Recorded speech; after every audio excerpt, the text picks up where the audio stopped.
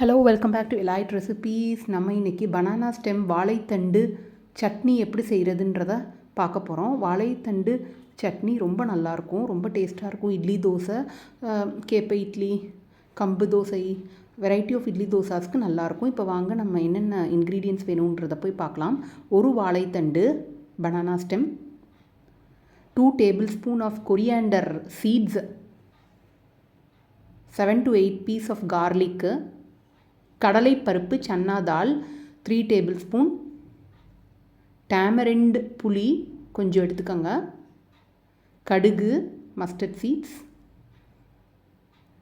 கறி லீஃப் கருவேப்பிலை, புரோக்கன் உளுந்தால் அரை உளுந்து, ஒரு தக்காளி கட் பண்ணி வச்சுருக்கேன், டொமேட்டோ, நம்ம டேஸ்ட்டுக்கு தகுந்தாப்பில் ரெட் சில்லி வரமிளகாய், குக்கிங் ஆயில் எண்ணெய், சால்ட் உப்பு, அசஃபட்டோடியா பெருங்காயம், முழு உளுந்து உருத்தால் 1 tablespoon. இப்போ நான் வாழைத்தண்டை அவுட்டர் லேயர் எல்லாம் கட் பண்ணிவிட்டு உள்ளே இருக்க மெல்லிசான வாழைத்தண்டை குட்டி குட்டி பீசஸாக கட் பண்ணியிருக்கேன்.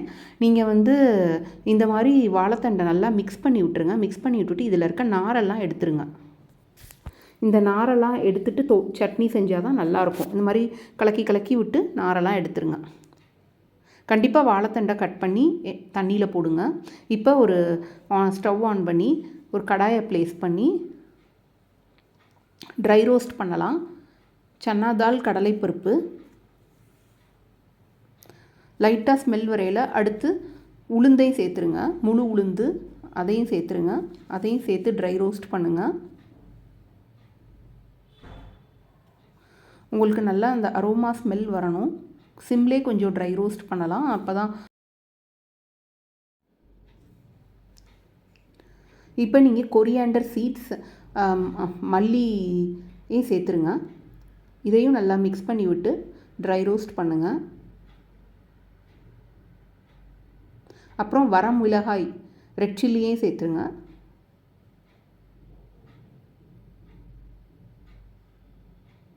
டேமரிண்ட் புளி அதையும் சேர்த்துருங்க. இதையும் சேர்த்து நல்லா 2 to 3 times கிண்டி விட்டுட்டு ஸ்டவ்வை டர்ன் ஆஃப் பண்ணிடுங்க. இது இப்போ நல்லா ஆறுனதுக்கப்புறம் நீங்கள் இதை மிக்ஸி ஜாரில் ட்ரான்ஸ்ஃபர் பண்ணிக்கோங்க. மிக்ஸி ஜாரில் ட்ரான்ஸ்ஃபர் பண்ணதுக்கப்புறமா சும்மா ஜஸ்ட்டு ட்ரை பவுடராக இதை நீங்கள் கிரைண்ட் பண்ணிக்கோங்க ஆறுனதுக்கப்புறமா.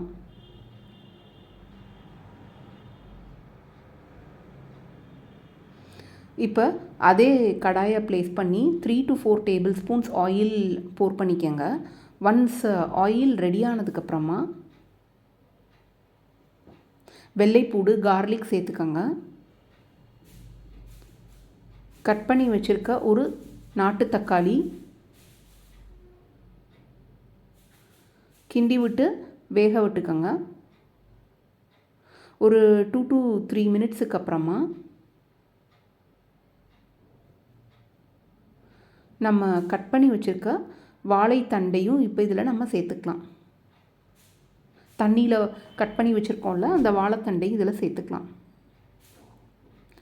வாழைத்தண்டையும் சேர்த்துட்டு இதை நல்லா நீங்கள் கரண்டி போட்டு கிண்டி வேக விட்டுக்கோங்க.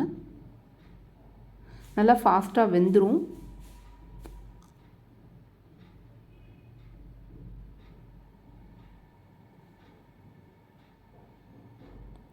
இந்த சட்னி உங்களுக்கு ரொம்ப டிஃப்ரெண்ட்டான சட்னி, ரொம்ப டேஸ்ட்டாகவும் இருக்கும்.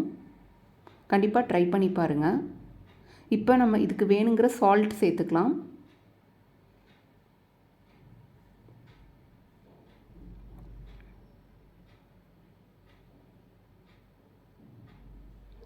கருவேப்பிலை, கறி லீஃப் சேர்த்துக்கோங்க. இது ஒரு 5 minutesல நல்லா வெந்துடும். இப்போது இது நல்லா வெந்ததுக்கப்புறமா நீங்கள் ஸ்டவ்வை டர்ன் ஆஃப் பண்ணிடுங்க. ஸ்டவ்வை டர்ன் ஆஃப் பண்ணிவிட்டு இது நல்லா ஆறுனதுக்கப்புறமா இந்த ட்ரை பவுடர் அடித்து வச்சுருக்கோம்ல, அதே மிக்ஸி ஜாரில் இதையும் நீங்கள் சேர்த்துருங்க. நம்ம வதக்கி வச்சுருக்க வாழைத்தண்டு, தக்காளி இதெல்லாம் சேர்த்துருங்க. சேர்த்துட்டு இப்போ இதில் நீங்கள் ஒரு 100 ml தண்ணி ஆட் பண்ணி இதை நீங்கள் வந்து சட்னி மாதிரி நல்லா ஃபைன் பேஸ்ட்டுக்காக நீங்கள் கிரைண்ட் பண்ணிக்கலாம். நம்ம தால்ஸ் எல்லாம் சேர்த்துருக்கோம்ல, அதனால் கண்டிப்பாக நம்ம தண்ணி ஆட் பண்ணி தான் கிரைண்ட் பண்ணணும். நல்லா சட்னி கிரைண்ட் ஆயிடுச்சு. இப்போ நீங்கள் வந்து சீசனிங் லேடில் 1 tablespoon ஆயில் போர் பண்ணி மஸ்டர்ட் சீட்ஸ், broken urad தால், அசஃபட்டோடியா,